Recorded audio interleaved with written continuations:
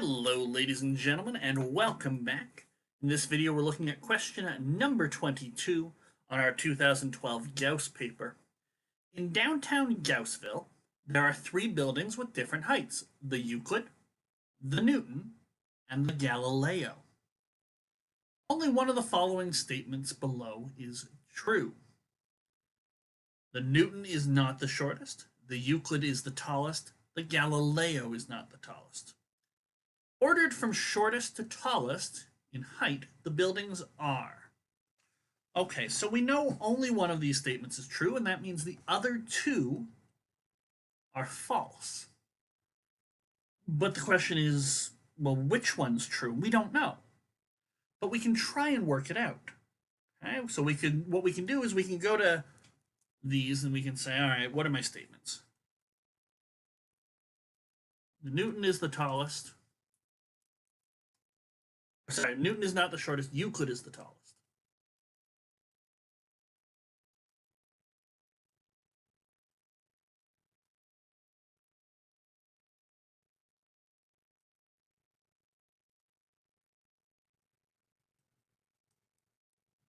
And then the Galileo. Galileo is not the tallest.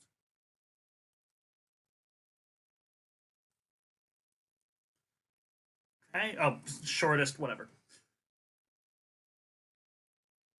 So Newton is not the shortest. So what we can do is go to them and we can say, okay, maybe the first one is true and the other two are false. Or maybe the second one is true and the others are false. And maybe the last one's true and the others are false. And we can try and work out conclusions from there.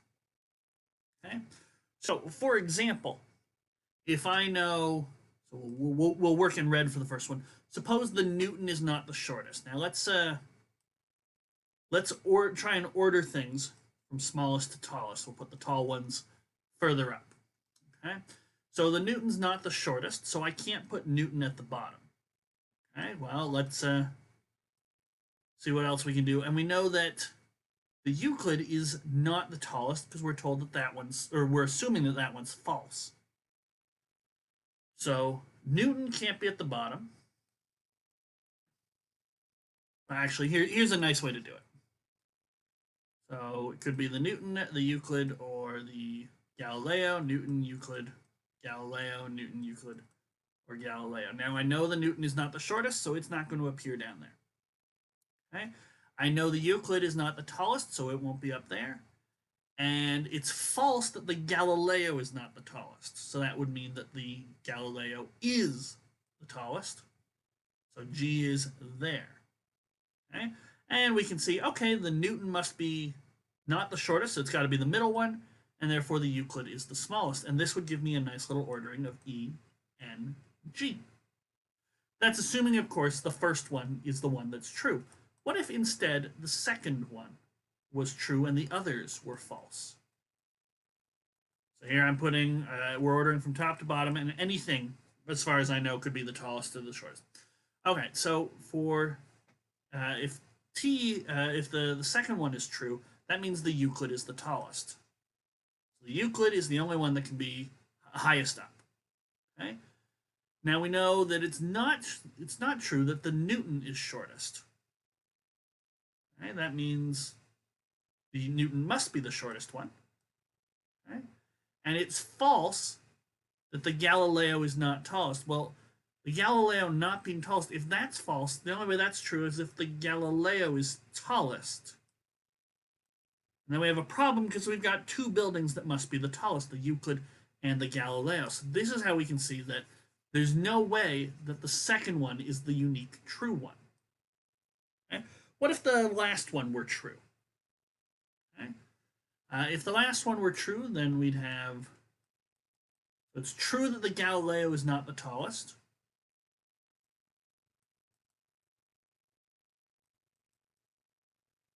It is false that the Euclid is the tallest. So both the Euclid and the Galileo can't be the tallest. It's false that the Newton is not the shortest. So the Newton must be the shortest, but it also has to be the tallest.